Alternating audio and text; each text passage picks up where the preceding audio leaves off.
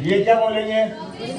और ये फर्क इतना है कि ये 5,000 की कर रहे हैं तो आपको 10,000 की बोलेंगे, ये 10 की कर रहे हैं तो आपको 20 की बोलेंगे, और ये 20 की कर रहे हैं तो आपको 40,000 की बोलेंगे। पर अल्टीमेटली ट्रांसफर क्या होगी?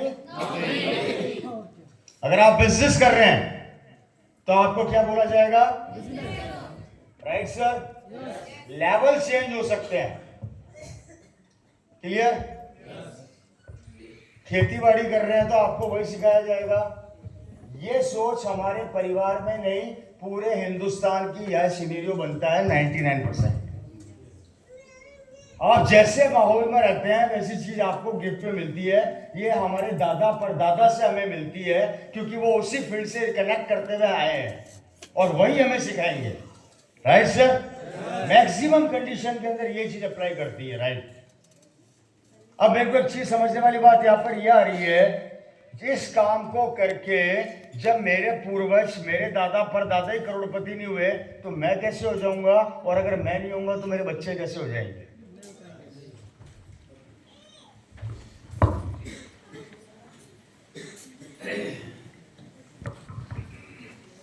कोई एक्स्ट्रा ऑर्डिनरी होता है जो गांव के माहौल में भी बातों का होता है। क्या होता है? प्रिंसिपल हूँ केंद्रीय विद्यालय का, गांव के माहौल में खेती करके आया। मैं काम करता हूँ, अगली डेट दे देता हूँ। या तो सर मेरी सुन लो, अपन सब मिलके बाद में चर्चा करेंगे। Right sir. जिसको भी मेरे से चर्चा करनी हो अपन बैठेंगे यहाँ 1 घंटा, फिर चर्चा कर लेंगे। एक बार मीटिंग खत्म कर लें अपन। मैंने जितना सवाल पूछा मेरे को उसका आंसर बताइए या सोचिए। मैंने पूरा मंथन कीजिए, मुझे मत बताइए, आपको अपने अंदर सोचना है। छाती काट करके पढ़ने आते थे गाजीपुर। 35 किलोमीटर साइकिल मार कर आ करके मैं प्रिंसिपल हूँ। बहुत अच्छी बात है सर। कलकत्ता यूनिवर्सिटी का मैं टॉपर हूँ, केंद्रीय विद्यालय में प्रिंसिपल। बिल्कुल सर। मैं भी बता दूं मेरे बारे में। ITNS कंप्यूटर हूँ, MBA हूँ सेल्स मार्केटिंग में यूरोप से। यूरोप का एक देश है, इटली का शहर है, मिलान यूनिवर्सिटी का टॉपर हूँ। उसके बाद मैं बेल्जियम चला गया, इंटरनेशनल जेमोलॉजी इंस्टीट्यूट, जो वर्ल्ड की पहली कंपनी है जो डायमंड को सर्टिफाइड करती है। बेल्जियम से गोल्ड मेडलिस्ट हूँ, वो भी किसके अंदर? डायमंड सर्टिफाइड में, और ज्वेलरी डिजाइनर भी हूँ। उसके बाद फुल टाइम RCM कर रहा हूँ। तो मैं पागल हूँ। 4 से 6 साल विदेशी धरती के ऊपर रहा हूँ, और विदेशी धरती पे रहने के बाद इंडिया नहीं पूरा वर्ल्ड घूम चुका हूँ, और पूरा वर्ल्ड घूमने के बाद अल्टीमेटली एक चीज समझ में आई, वो है RCM।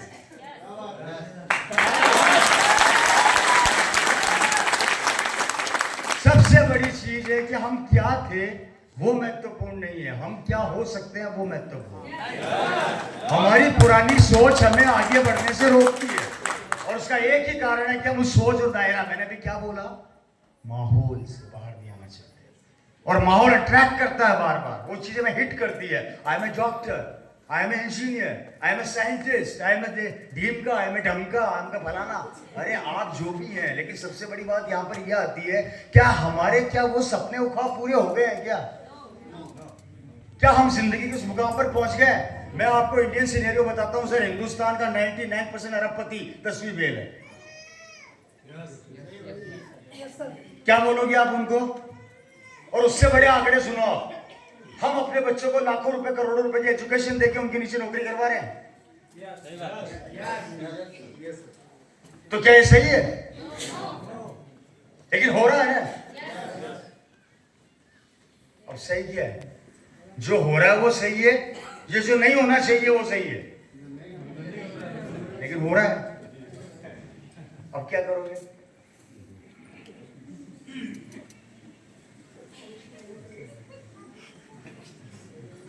आगे बढ़े?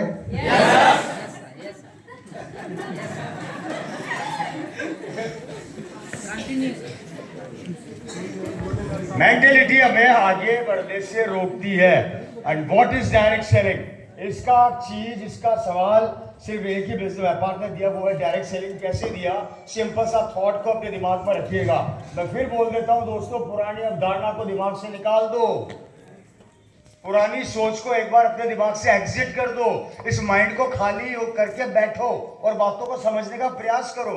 मैं यहाँ किसी को कंपटीशन करने नहीं आया हूँ, मैं किसी को कोई चैलेंज करने नहीं आया हूँ। मैं सिर्फ आपको एक रास्ता, एक वे बताने आया हूं। चलना नहीं चलना आपका काम, राइट सर? मैं किसी की भी क्वालिफिकेशन, किसी के भी बिजनेस को और किसी की भी नौकरी को चैलेंज नहीं कर रहा। जो मैंने अपनी जिंदगी में देखा और महसूस किया और जो मैं एक आम आदमी की लाइफ को देख रहा हूं और जो हो रहा है, मैं उसकी बात कर रहा हूं। और ये जानना बहुत ज्यादा जरूरी है क्योंकि समय की मांग है। क्योंकि हर इंसान अपनी जिंदगी में क्या चाहता है? अपडेट। आप में से कितने लोग हैं सर जो कार खरीदने जाते हैं मार्केट में और ये बोलते हैं कि 20 साल पुराना मॉडल निकाल दे, मुझे खरीदना है? आप में से कितने लोग हैं जो मार्केट में जाते हैं और ये बोलते हैं कि मेरे को फोन चाहिए 15 साल पुराना? है जी? हर चीज में आप लोग क्या चाहते हैं? हम लोग क्या चाहते हैं सर? अपडेट। मकान update, car update, mobile update, bike update, है ना? कपड़े अपडेट, रहने का तरीका अपडेट, है या नहीं? हर चीज में अपडेशन चाहते हैं। मतलब मशीनरी चीजें जो मार्केट में आज अवेलेबल है उन सब में हम अपडेट चाहते हैं। एक जमाने के अंदर आप जानते हैं, आपको सबको अच्छे से पता है, वॉशिंग मशीन नॉर्मल आया करती थी, अब ऑटोमेटिक आ गई है। पहले कपड़ों को सुखाना पड़ता था, अब सुखा रही है। मतलब फीचर्स दिन ब दिन बढ़ते चले जा रहे हैं, राइट सर? हर चीज में हम लोग अपडेशन चाहते हैं। हमारी सोच में अपडेशन कब लेके आएंगे?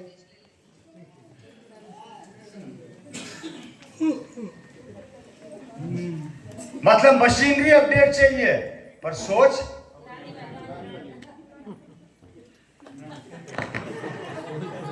मैं कुछ नहीं बोल रहा सर, आप लोग ही बोल रहे हैं, मुझे दोष मत देना। क्या कारण है? अपडेशन क्यों नहीं हो पा रहा? सोच हम वही रखना चाहते हैं लेकिन चीजें हमें अपडेट चाहिए और अपडेट चीजों के लिए पैसा चाहिए बहुत सारा। लेकिन सोच को पुरानी रखने की वजह से हम उस लेवल तक नहीं पहुंच पाते। कंडीशन ये हो चुकी है सर, एप्पल एक नया फोन लॉन्च करता है, हिंदुस्तान में लाइन लगती है। अरे लोगों ने अपनी मोटरसाइकिलें बेच बेच के एप्पल फोन खरीदे हैं, किस्तें भरने के पैसे नहीं है। एप्पल फोन जैसी चीज को लोग किस्तों पे ले रहे हैं सर। ये हालात हो गए हैं। रीजन इज दैट पुरानी सोच को अपडेट नहीं करना चाहते और ये बहुत ज्यादा जरूरी है। इसलिए पहला थॉट, पुरानी चीजों को निकाल के नई चीजों को एक बार अपडेशन में लाकर तो देखो, लाकर तो देखो, बुरा क्या होगा भाई? क्या होगा? ज्यादा से ज्यादा दो चीजें होंगी। पहला, या तो सफल नहीं होगे और नहीं होंगे तो जैसी चल रही है चलने दो, और गलती से सफल हो गए तो जब मौका दोगे तभी तो चौका पड़ेगा ना। मौका देना ही नहीं चाहते, फिर बोलते हैं जिंदगी बदल जाए, तो कैसे बदलेगी?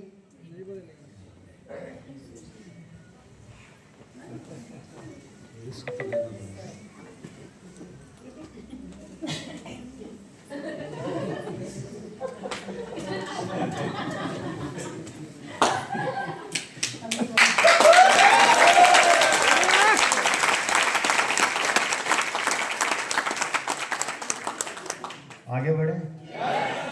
और इसी कारण से फ्रेंड्स, मैंने लास्ट मीटिंग में जो टॉपिक है उसको आपस में थोड़ा सा आपको बताना पड़ेगा मुझे। ये 20% और 80% में दुनिया बटी। ये 20% लोग जो हैं जिंदगी में कोई भी चीज़ खरीदते हैं उससे पहले 10 बार सोचते हैं, और ये 80% सॉरी, और ये 20% वो लोग हैं जो किसी भी चीज़ को खरीदने से पहले सोचते नहीं है, खरीद लेते हैं। और अब आपको एक चीज़ और बताने जा रहा हूँ। आज से 90 साल पहले, एवरेज बता रहा हूँ मैं, इनके दादा परदादा और हमारे दादा परदादा दोनों सड़क पर थे। तो 90 साल में ऐसा क्या हो गया कि ये लोग तो अरबपति बन गए, रमैये वहीं रह गए।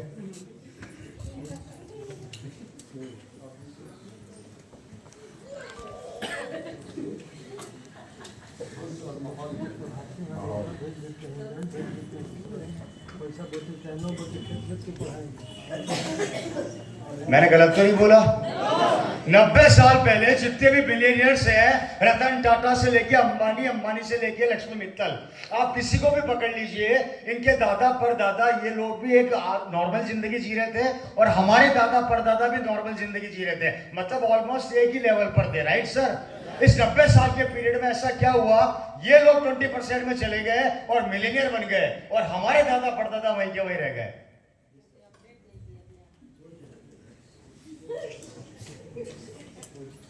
घर जाके सोचना। आगे बढ़ू? मैं बताऊं कारण? अगर आप लोग जानना चाहते हैं तो बंद कर दूं। जानना चाहते हैं? कितने लोग हैं जानना चाहते हैं? एक बार हाथ खड़ा करें। Thank you so much.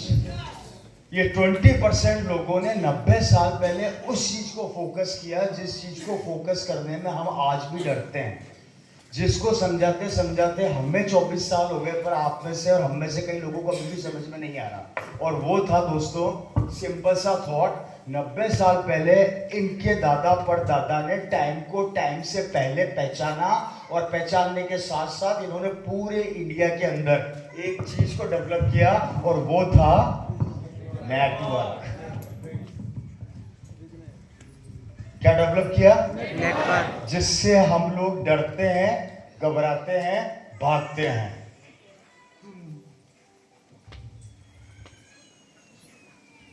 अभी नेटवर्क ने क्या किया है ये समझा देता हूं।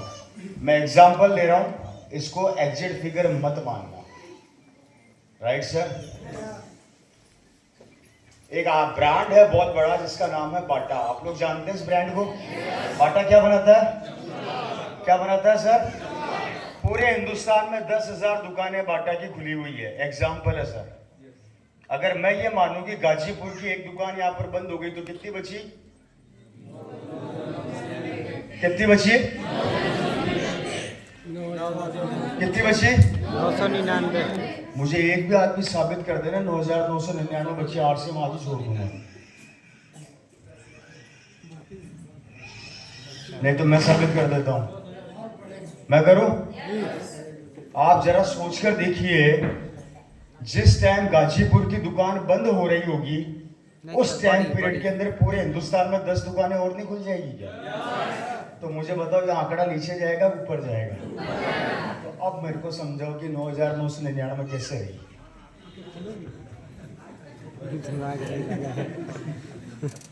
जब मैं प्रिंसिपल सर गया चाइना बॉर्डर, वहाँ पहले से मारवाड़ी लोग थे, दुकान थी चाइना से बॉर्डर पर, छगला बोला जाता है उसको।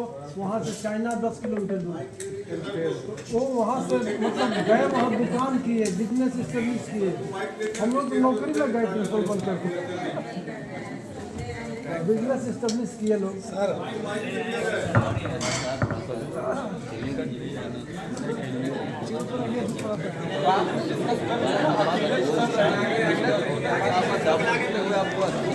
उसकी इनकम रुकेगी क्या? नहीं रुकेगी सर। मैं एग्जांपल देके समझा रहा हूँ, बहुत अच्छे से समझ में आएगा आप लोगों को। रिसेंटली एक शख्सियत बहुत बड़ी थी जो हिंदुस्तान की थी, उनकी डेथ हुई, जिनका नाम था mister Ratan Tata. Right sir? क्या टाटा के दुनिया के जाने से ट्रक बनना बंद हो गए? क्या टाटा के जाने से कारें बनना बंद हो गई? क्या रतन टाटा के जाने से जैगुआर बनना बंद हो गई? क्या रतन टाटा के जाने से लैंड रोवर कार बनना बंद हो गई? क्या रतन टाटा के जाने से नमक बिकना बंद हो गया? क्या रतन टाटा के जाने से जो उसने स्टूडियो पूरे हिंदुस्तान में खोला वो बंद हो गया? नहीं हुआ। वो एज ए टीज चल रहा है, जबकि आज भी दुनिया में नहीं है, उसके बाद भी उसका काम चल रहा है। Right sir? और पिक्चर को जरा सा मोड कर रहा हूं सर, पिक्चर को जरा सा मोड कर रहा हूं। रतन टाटा के साथ साथ अगर दूसरी जगह पे हम अगर मर जाएं या हम इस दुनिया में ना रहे, भगवान न करे, लेकिन होगा, भगवान करेगा, ये भी कड़वा सकती है। Right sir? भगवान ना करे पर भगवान करेगा, ये मान के चलना। अगर हम भी इस दुनिया में नहीं रहे तो रतन टाटा को तो नेटवर्क ने बचा लिया, हमें और हमारे परिवार को कौन बचाएगा? हमारे आने वाली जनरेशन को कौन बचाएगा सर? आरसीएम की बात अभी करो मत मैडम, क्योंकि आरसीएम बाद में समझ में आएगा। पहले मैं वो जो गंदगी उसको निकाल दूं। कौन बचाएगा सर? भगवान न करे रवि शर्मा जयपुर जा रहा है, रास्ते के अंदर मेरी कार का एक्सीडेंट हो गया और मैं भगवान को प्यारा हो गया और मेरा कोई नेटवर्क नहीं है। उस समय मेरे बाद मेरी फैमिली का, मेरी बीवी का, मेरे बच्चों का, मेरी माँ का, मेरे बाप का और मेरी बहन का क्या होगा? और ये सवाल मेरे से नहीं, आप सब लोगों से है। आप में से कोई मुझे इस काम पर गारंटी दे सकता है कि 150 साल जिएगा? है जी? नहीं दे सकता ना। ट्रेजेडी और दुर्घटना कभी भी किसी भी इंसान के साथ कहीं पर भी किसी भी समय हो सकती है। और अगर ऐसा हो गया तो उसके बाद क्या होगा आप सब अच्छे से जानते हैं। इस कलयुग के दौर के अंदर भाई भाई को पसंद नहीं कर रहा है, बाप बेटे को पसंद नहीं कर रहा है, बहू जेठानी को पसंद नहीं करती, जेठानी देवरानी को पसंद नहीं करती, देवरानी ननद को पसंद नहीं करती। इस कलयुग के दौर का कंपटीशन तेजी से बढ़ता जा रहा है। सोचकर देखिए हमारे परिवार को कौन संभालेगा, हमारे बच्चों को कौन संभालेगा, बताइए।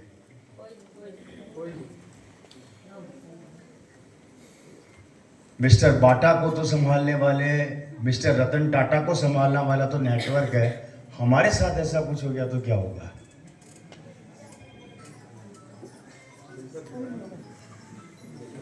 नहीं बोलिए मत सर, समझिए।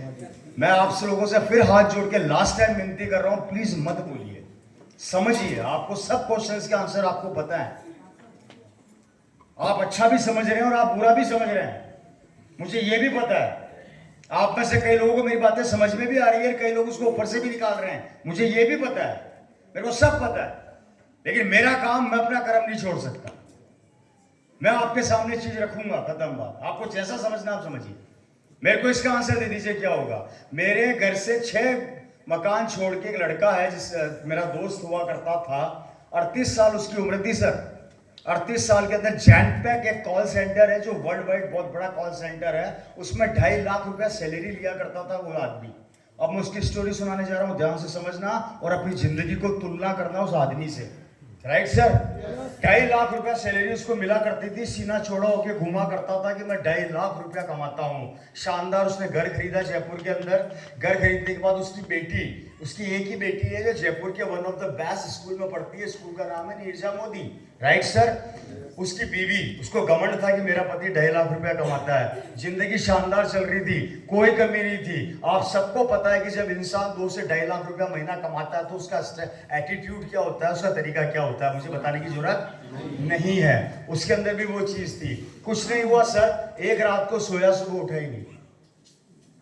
उसको नींद के अंदर साइलेंट अटैक आया, खेल खत्म। एक जमाने के अंदर अटैक आया करते थे 3, फिर अपडेट हुआ, अटैक हुए 2, फिर अटैक में और अपडेट हुआ, अटैक आया 1। आपको 5 साल बाद मैं अपडेशन और दिखाऊंगा, इसमें भी अटैक आएगा नहीं, आदमी निकल लेगा, डॉक्टर भी पूछेगा मरा तो साला मरा कैसे, समझ में नहीं आ रहा, क्योंकि अपडेशन हो रहा है।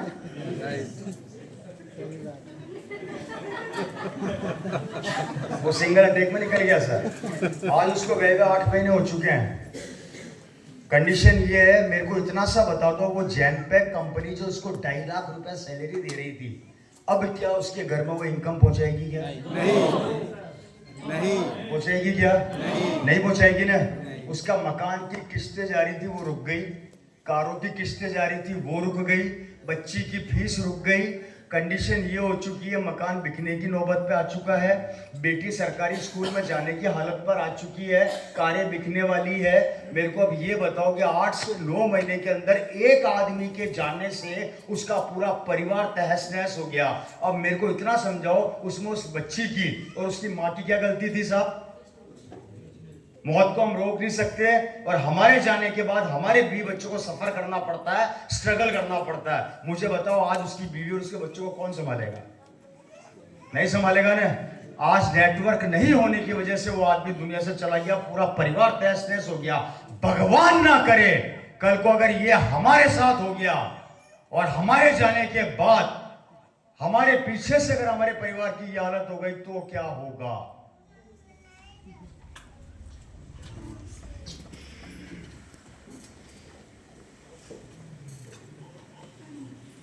चलो एक काम करो, ये तो बहुत बड़ी बात बोल दी, छोटा सा काम कर देना मेरे कहने पे।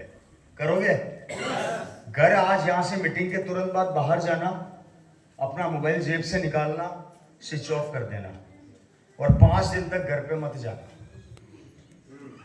और 5 दिन बाद घर पे जाके अपनी बीवी से पूछना कैसा लगा।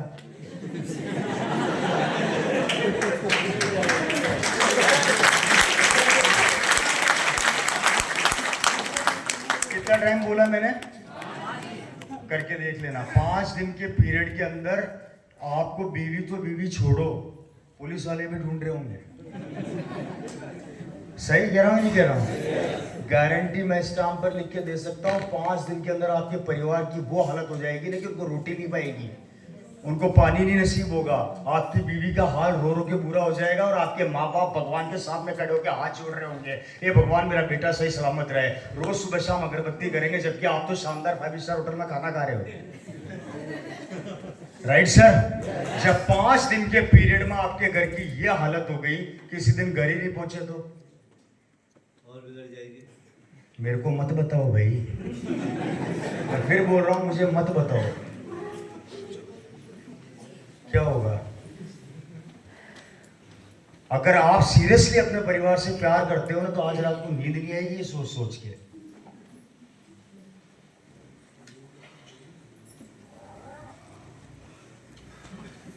आपको पता है कि आप लोगों के घर वाले चैन से क्यों सोते हैं? जानना चाहते हो?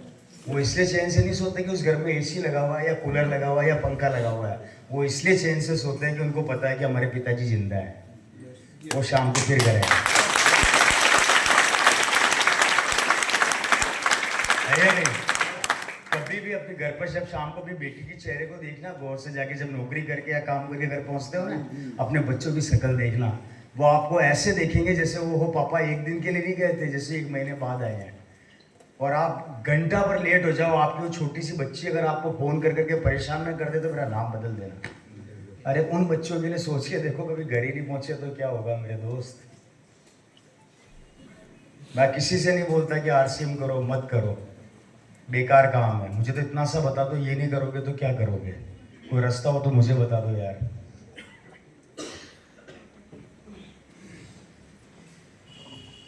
गर्मी लग रही है? आप टेंशन मत लो, मैंने 3 दिन पहने हुए हैं, आपसे ज्यादा मुझे लग रही है, और साथ में बोल भी रहा हूँ। आगे बढ़े सर?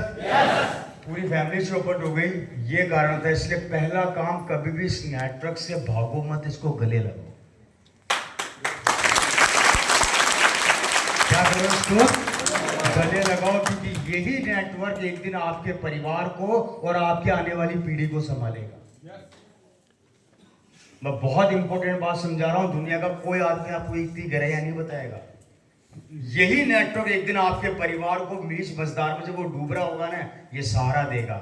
और दुनिया से चले भी गए तो टेंशन मत करना, ये नेटवर्क आपके परिवार को भूखा नहीं मरने देगा और किसी के सामने जाके ऐसे हाथ नहीं फैलाने देगा। ये ताकत है नेटवर्क की, इसलिए इसको 2 जोड़ना 4 जोड़ना समझो। और नहीं समझ में आता तो उन करोड़पतियों से जाकर पूछो जो आज नेटवर्क के बलबूते पे जी रहे हैं। आगे बढ़े सर? दूसरा काम, ये 20% आदमी क्या करते हैं? बोर तो नहीं हो रहे आप लोग? हाथ खड़ा करो ईमानदारी से, कितने लोग हैं जिनको मेरी बात समझ में आ रही है? Right, thank you so much. Second, ये करोड़पति लोग रायचंद का काम नहीं करते, राय किसी से नहीं लेते। बहुत इंपॉर्टेंट बात समझा रहा हूं, दुनिया का कोई भी करोड़पति आदमी किसी भी काम को चालू करता है तो कभी किसी से राय नहीं लेता, चालू कर देता है। Right sir? हम लोग किसी भी काम को चालू बाद में करते हैं, राय पहले लेते हैं। मैं दोनों का भी प्रूफ करके बता दूंगा। आप में से कितने लोग जियो की सिम काम में लेते हैं? सारे जियो सिम काम में लेते हैं? मेरे को इतना सा समझा दो, जियो लॉन्च करने से पहले किसके पास अंबानी जी का फोन आया था कि मैं कल जियो लॉन्च कर रहा हूं, तू खरीदेगा क्या? आया किसी के पास? बिल कौन भरता है? पब्लिसिटी कौन करता है? चर्चा कौन करता है? हमसे ही नहीं पूछा। पूछना चाहिए था ना भाई। आपसे मगर मैं 50,000 उधार मांगू तो आप मेरे से पूछोगे नहीं क्या किस बात के लिए चाहिए? आप तो हर महीने उसके भरे जा रहे हो धमाधम। Right sir?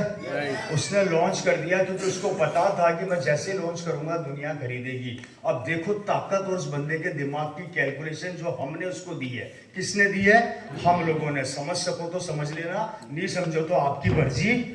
उसने जियो की सिम को लॉन्च किया हमसे बिना राय लिए, ठीक है? अब बिना राय लिए उसने जो काम किया उसका फायदा देखना।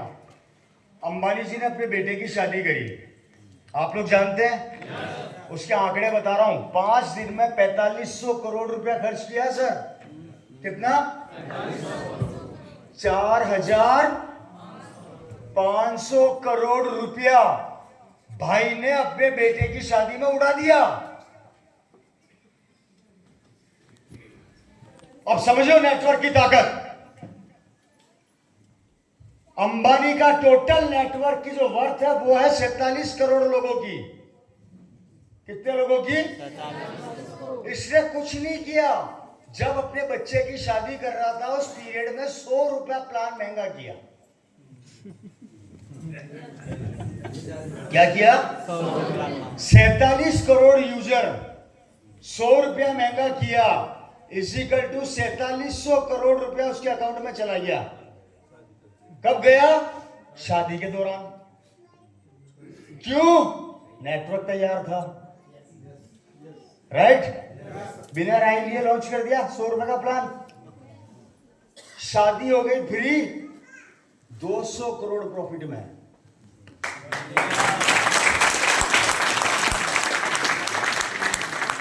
हम सब लोगों ने 100 रुपए का लिफाफा उसके घर में पहुंचाया। पहुंचाया कि नहीं पहुंचाया?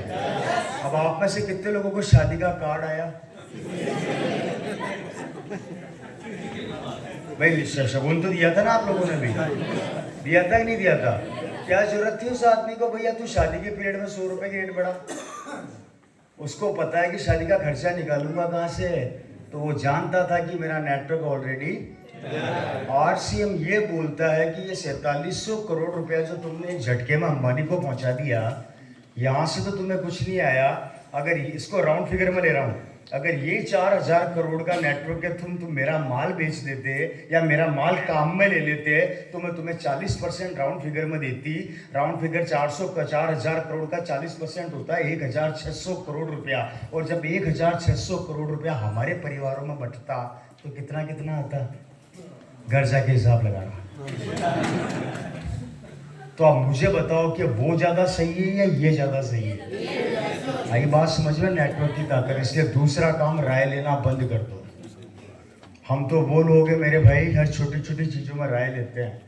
आप छोड़ो, मैं तो आपको ये तक बता दूं कि हम वो लोग हैं कि मोटरसाइकिल भी खरीदते हैं तो पड़ोसी से जाकर पूछते हैं कि भैया तेरा कितना एवरेज देती है। हमारे में से बहुत से लोग तो ऐसे भी है कि मोटरसाइकिल छोड़ो मोबाइल भी खरीदते हैं तो पड़ोसी से पूछते हैं तेरा कैमरा साफ है नहीं है। सही क्या ना गलत क्या है या नहीं? हमारे घर की बहन बेटियां तो इतनी इंटेलिजेंट है कि साड़ी भी खरीदेगी तो पहले पड़ोसी से जाके भाभी से पूछेगी कि आप कौन सी दुकान से लेके आई थी साड़ी, वहीं से मैं लेके आऊंगी। हर चीज में हम लोग राय लेते हैं। इसलिए सेकंड काम, राय लेना बंद कर दो। इस मीटिंग के तुरंत बाद आप में से बहुत से लोग बाहर जाके राय लेंगे, आरसीएम का रूप नहीं करूं, होगा ये। इसलिए राय लेना बंद कर दो, सेल्फ डिसीजन लेना स्टार्ट कर दो। सेल्फ डिसीजन अगर आप लेना सीख गए तो एक दिन आपका टीम और आपका नेटवर्क आपको आसमान की बुलंदियों तक पहुंचा देगा, राइट सर? इसलिए दूसरा काम, कभी किसी से राय मत कीजिए। तीसरा काम, अपने टाइम को कभी खत्म मत कीजिए। Time is equal to money.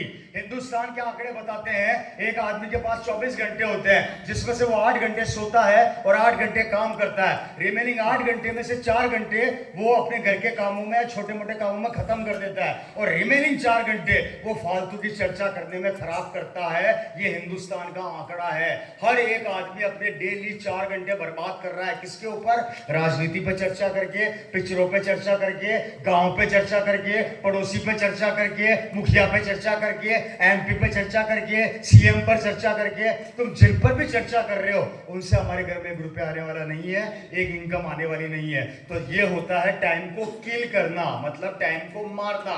जबकि कोई भी करोड़पति आदमी आपने कभी टाइम खराब करते हुए नहीं सुना होगा कि टाइम खराब कर रहा है। मुझे बताइए, आप में से कितने लोगों ने सुना कि शाहरुख खान साहब की पिक्चर की तारीफ अमिताभ बच्चन कर रहे हैं? अमिताभ बच्चन की पिक्चर की तारीफ शाहरुख खान साहब कर रहे हैं। आप में से कितने लोगों ने सुना कि ये लोग 3rd क्लास के डब्बे में सफर कर रहे हैं?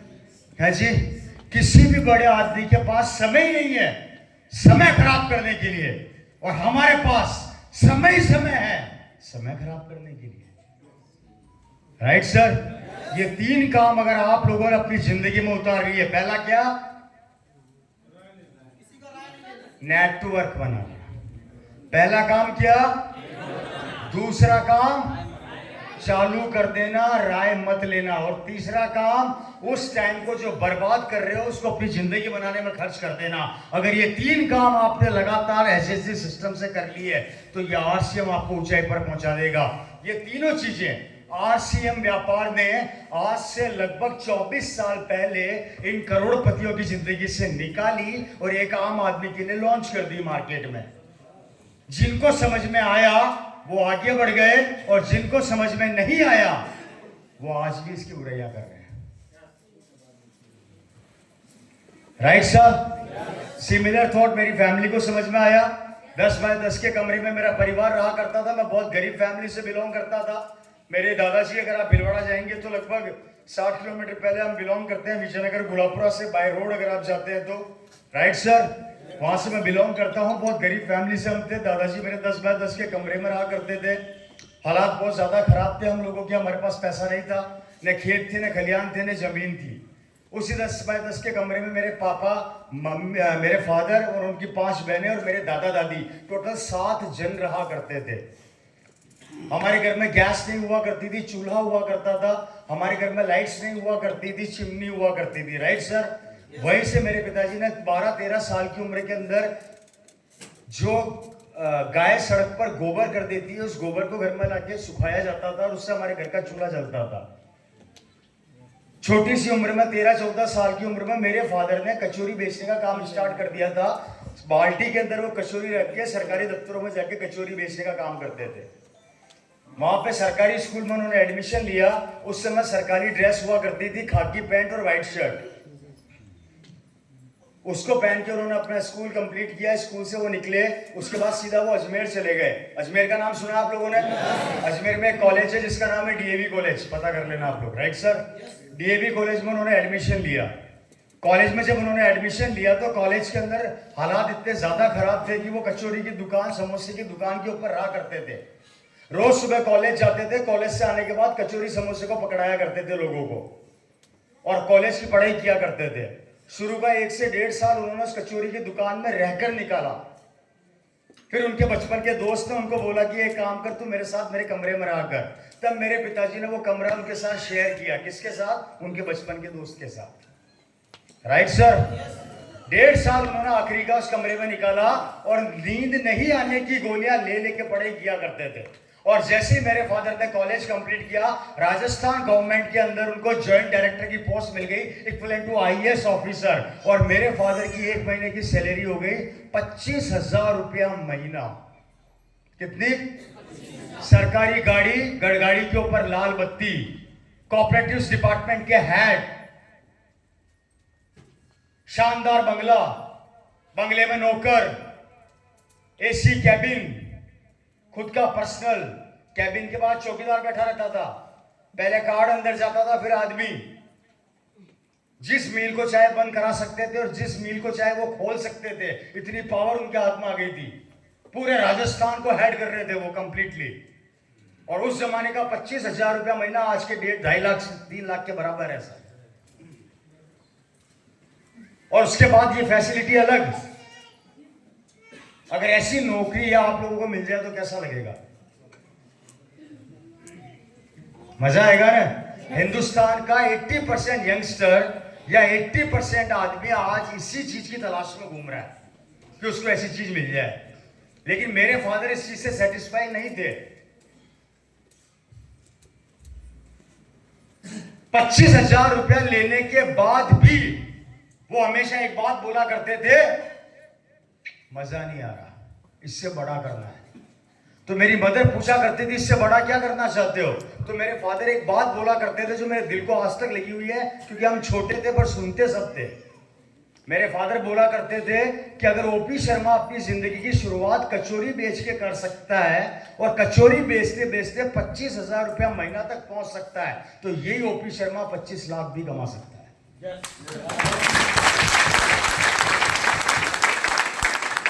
हेलो,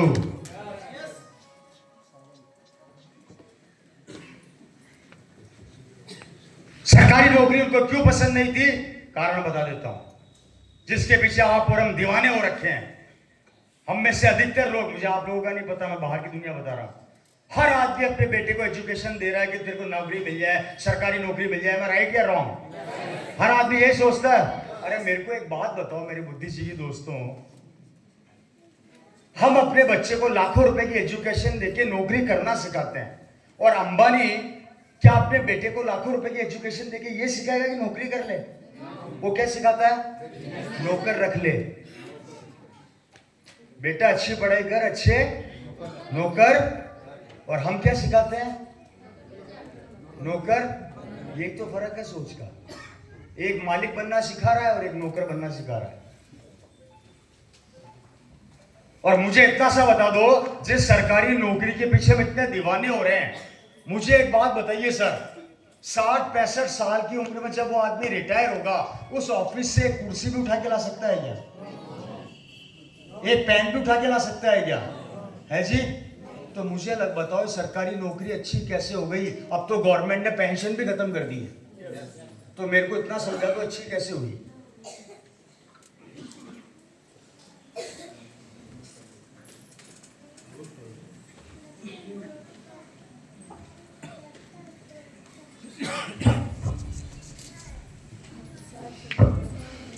समझना,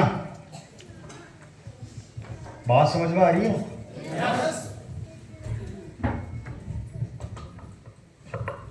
आप या जो भी सपना देखते हैं, मेरे को नहीं पता, मैं अपने परिवार पे ले रहा हूं। समझना, बहुत इंपॉर्टेंट चीज समझा रहा हूं, दिमाग को यही रखना। सैलरी मिलती थी 25,000, आपको जो भी सैलरी मिलती है मुझे नहीं पता। आप में से कितने लोग हैं जो सैलरी को बचा बचा के अपने अकाउंट में 2 करोड़ इकट्ठा कर चुके हैं?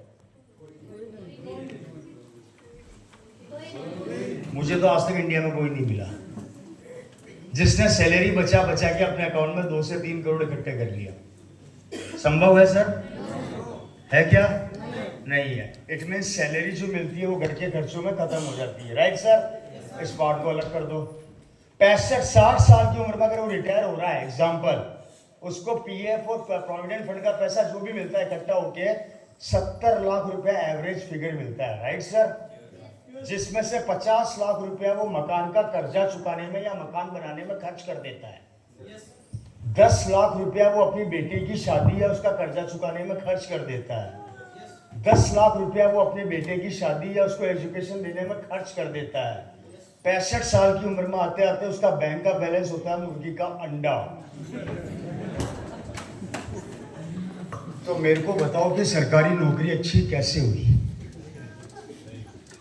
और 65 साल की उम्र में जाते जाते वो बूढ़ा हो जाता है, और बूढ़ा होके घर के कोने में से बोलता है अपनी बहू को कि बहू, हमारे वहाँ तो ऐसे ही होता है यार, यहाँ का मुझे नहीं पता, कि बहू एक कप चाय पिला दे, तो बहू बोलती है कोने में बैठे रहो, टाइम होगा तो चाय पिलाऊंगी। बेटे को जाकर बोलता है कि बेटा बेटा मेरी दवाइयाँ चालू हो गई है, 5,000 रुपये की दवाइयाँ आती है हर महीने, एक काम कर मेरी दवाइयाँ लेते आना। तो बेटा बोलता है पापा दवाइयों में 5,000 खर्च कर दूंगा तो घर का खर्चा बिगड़ जाएगा, एक काम करो ये 500 रुपये ले जाओ और इसी से दवाई ले आओ। पाँव की चप्पल फट जाती है तो डरता है अपने बेटे को बताने से कि कहीं बेटा चिल्लाए ना। कपड़े फट जाते हैं तो घबराता है अपनी बहू को कहने से कि बहू एक ड्रेस सिलवा दे। 65 साल की उम्र में अगर सरकारी नौकरी करने के बाद मुझे अपने बहू बेटियों के सामने जाके, अपने बच्चों के सामने जाके अगर 10-10, 5-5 हजार रुपए के लिए या 100-100 रुपए के लिए हाथ फेरना पड़े, तो मुझे इतना सा समझा दो मेरे भाई, नौकरी अच्छी कैसे हो गई यार?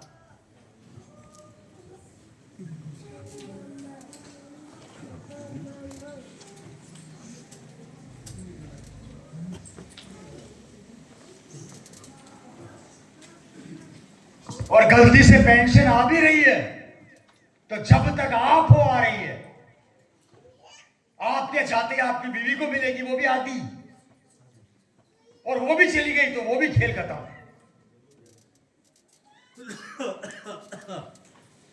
हमारी कॉलोनी में एक आईएएस ऑफिसर साहब रहा करते थे, पोस्ट पर थे तब इज्जत थी, अब उनके घर के बाद कौवे मंडराते हैं, पहले आदमी मंडराते थे।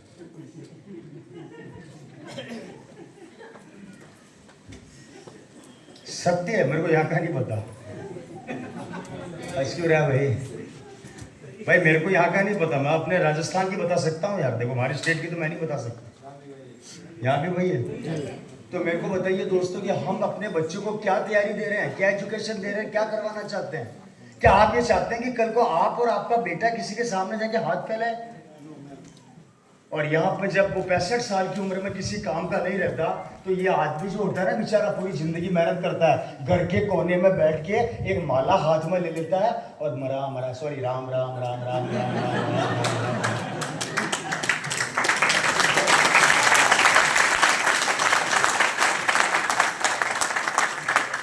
मैंने राजस्थान के अंदर वो बूढ़े लोगों को देखा है सर, उनके कपड़ों की हालत और उनकी चप्पलों की हालत देखी तो रोना आ गया।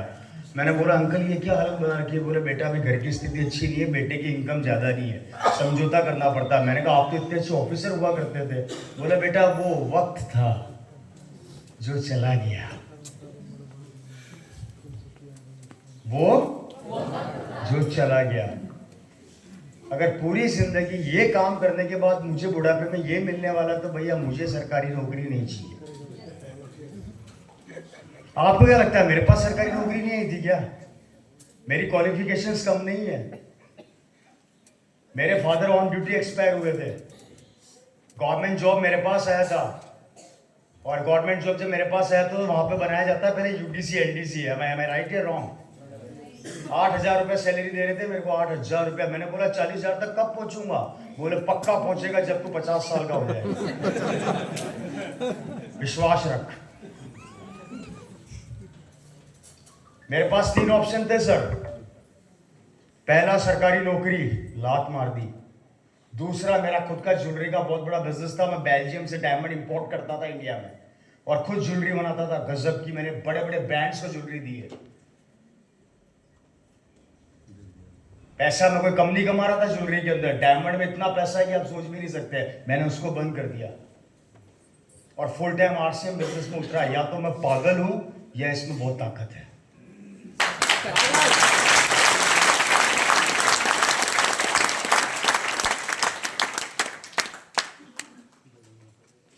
आज सोच कर देखना, और जब ये 65 साल की उम्र में भगवान न करे हमारे में से किसी के साथ अगर ऐसा हो गया, तो एक आरसीएम का डिस्ट्रीब्यूटर जाके उसको बोलता अंकल क्या हुआ? बोला बेटा पूरी जिंदगी नौकरी करी, अब बेटा बेटा भगवान की माला जपता हूं। बोला अंकल भगवान की माला 2 मिनट साइड में रख दो, क्योंकि भगवान भी उन्हीं का साथ देता है जो खुद का साथ देते हैं। आरसीएम का प्लान दिखा दो, 65 साल की उम्र में उस आदमी को फॉर्म साइन करा दो, और 5 साल उसके साथ मेहनत कर लो। 5 साल मेहनत करने के बाद उसको टेक्निकल पे ले आओ। जैसे ही वो टेक्निकल पे पहुंचेगा, वो बूढ़े आदमी के अकाउंट में हर महीने 50,000 60,000 की इनकम चालू हो जाएगी। और जैसे अकाउंट में इनकम चालू हुई और 60,000 ट्रांसफर हुआ, तो घर की वही बहू जो एक जमाने में चाय के लिए उसको बोला करती थी कोने में बैठ जा, अब वो बहू पता है क्या बोलेगी? अजी पापा पापा डैडी डैडी, चाय छोड़ो, आप तो पहले खाना खाओ, खाने में चाय में क्या पड़ा?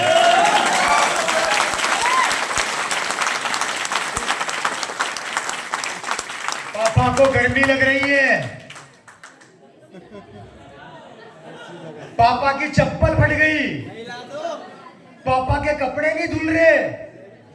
सबसे पहले उनके प्रेस होने चाहिए। उस समय पापा नहीं बोल रहे होंगे, और पापा पता है क्या बोलेंगे? करता जा,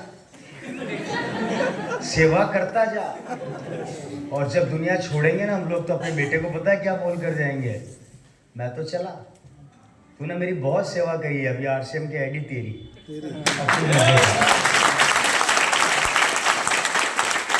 इस पूरे सिनेरियो में, इस पूरी पिक्चर के अंदर मेरे को बताइए क्या कमी है आरसीएम में? पूरे हिंदुस्तान में आज भी एक उम्र के बाद हमारे बुजुर्गों की कोई वैल्यू नहीं करता, लेकिन आरसीएम ने उस वैल्यू को जिंदा रखा। आज आरसीएम ने उस 65 साल के आदमी को जीने की वजह दी, उसको ये महसूस कराया कि तू 70 का भी हो जाएगा तो मैं तेरे साथ खड़ी हूं, तू 80 का भी हो जाएगा तब भी मैं तेरे साथ खड़ी हूं, और तू 150 साल का हो जाएगा तब भी मैं तेरे साथ खड़ी हूं।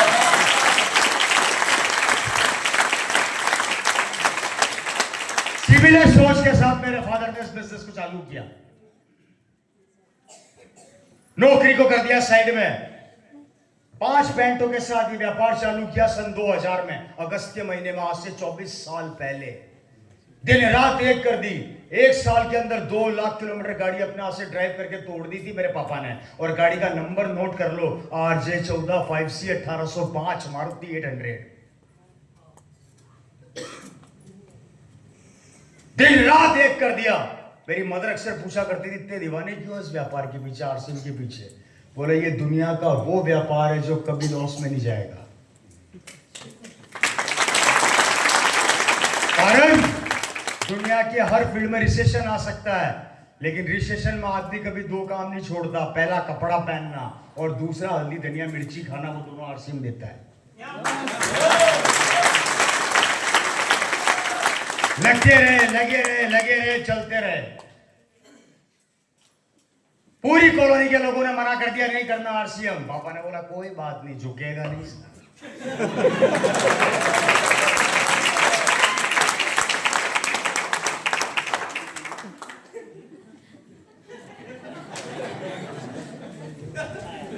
हेलो। चलते गए 250 किलोमीटर दूर गए अपनी कार लेके अपने उस दोस्त के पास जाके बोला आरसीएम साइन कर। दोस्त बोला एक काम कर, 4 दिन बाद आना। पिताजी मेरे जिद्दी, बहुत जिद्दी थे वो, क्योंकि उन्होंने गरीबी देखी थी। गरीबी 2 चीजें सिखाती है, या तो डर जाओ या लड़ जाओ। या तो डर जाओ या लड़ जाओ। मर्दों का गहना क्या होता है आपको पता है? मर्दों का गहना क्या होता है? औरतों का गहना तो सोना चांदी होता है, और मर्दों का गहना पता है क्या होता है?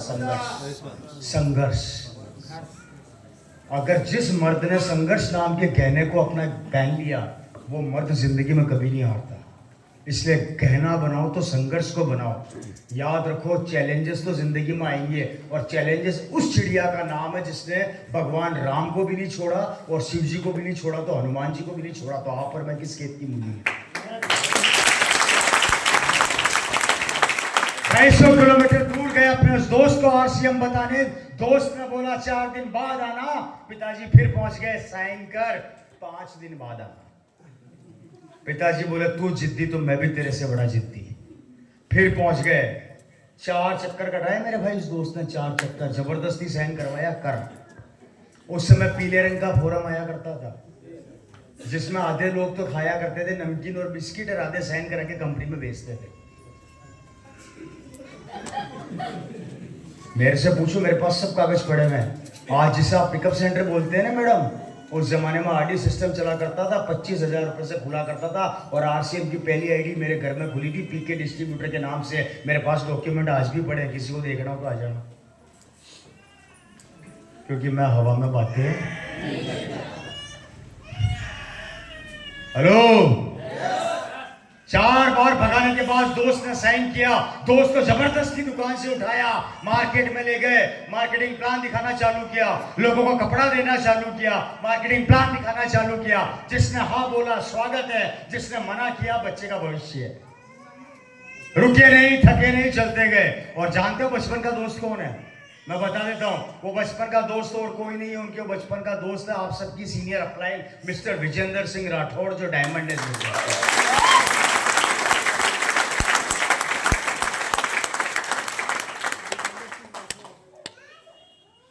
आज उनसे पूछो उनकी लाइफ क्या है।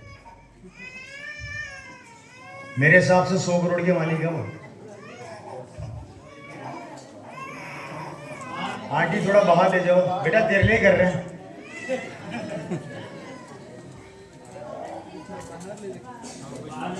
थोड़ी देर बाहर ले जाइए, गर्मी की वजह से।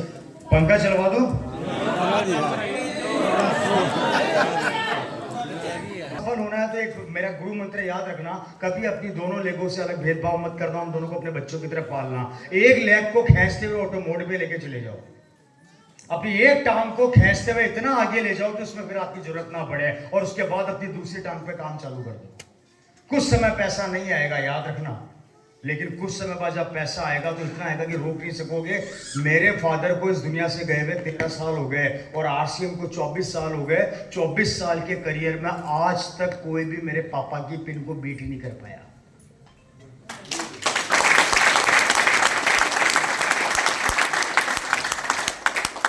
कारण उनका वर्किंग पैटर्न इतना खतरनाक था कि मैं सोचता हूँ कि मैं ये गाड़ी चला के आता हूँ, लोग मेरे को बोलते हैं आप इतनी दूर से गाड़ी लेके आ गए। मैंने कहा तो मेरे फादर को देखता तो पागल हो जाता। मैं तो फिर भी 1000-1200 ही आया, वो होते तो शायद नीचे केरल पहुंच जाते और ऊपर जम्मू पहुंच जाते। उतनी दीवानगी थी उनके अंदर, मेरे को याद नहीं आता। मैं उनकी दीवानगी देखता था तो हमारे रोंगटे खड़े हो जाते थे। करते क्या, करना क्या चाहते हो आप?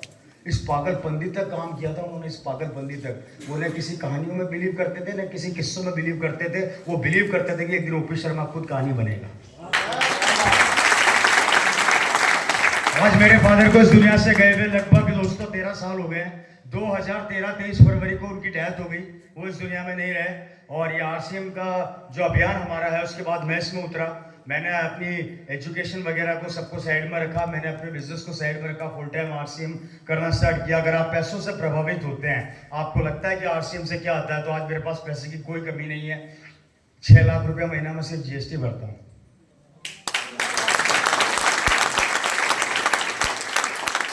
अगर आप पैसों से प्रभावित होते हैं तो जयपुर के अंदर मेरे पास बहुत प्रॉपर्टियां हैं। हिंदुस्तान के कई शहरों में मेरे पास बड़ी बड़ी प्रॉपर्टियां हैं।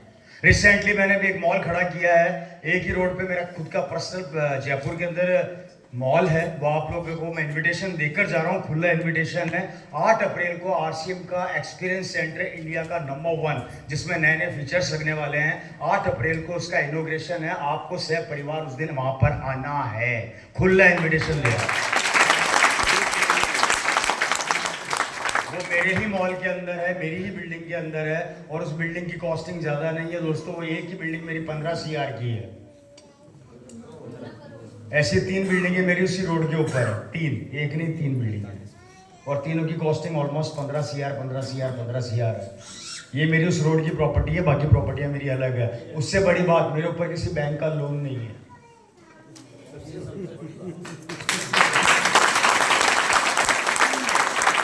मेरे ऊपर किसी बैंक का 1 रुपए का लोन नहीं है। बैंक वाले मेरे पीछे भागते हैं, लोन ले लो, लोन ले लो। मैं बोलता हूँ तू ले ले।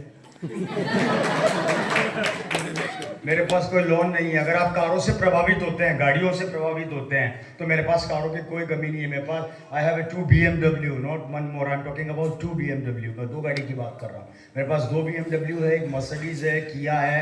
मेरे पास आपके पास भी सेल्टोस है, मेरे पास भी सेल्टोस है। मेरे पास स्कॉडा है, मेरे पास मर्स है। और ये सब गाड़ियाँ हैं। और इससे ऊपर 1-2 गाड़ियाँ और भी है, जिनके सबके नंबर एक ही हैं, 5654। और रिसेंटली मैंने अभी 1.5 करोड़ की एक BMW परचेज करी, जो बाहर आके यहाँ पे खड़ी है। ज़्यादा महंगी नहीं है, मात्र 1.5 करोड़ की गाड़ी है। और इसका एक टायर 45,000 रुपये का आता है, ज़्यादा महंगा नहीं है। बाहर ही खड़ी है। कई लोग मेरे को डिजिटल में कभी कभी देखता हूँ तो लोग लिखते हैं ये तो फेंकते हैं, ये तो फालतू की बातें करते हैं। तो भैया जाकर छू के देख लेना, वो गाड़ी बाहर ही खड़ी है। नंबर भी नोट कर लेना, नंबर नोट करके डाल लेना। मेरी मदर के नाम पर है, पारस देवी शर्मा। ठीक है। और कुछ डॉक्यूमेंट्स चाहिए तो बता देना, मेरी जेब में।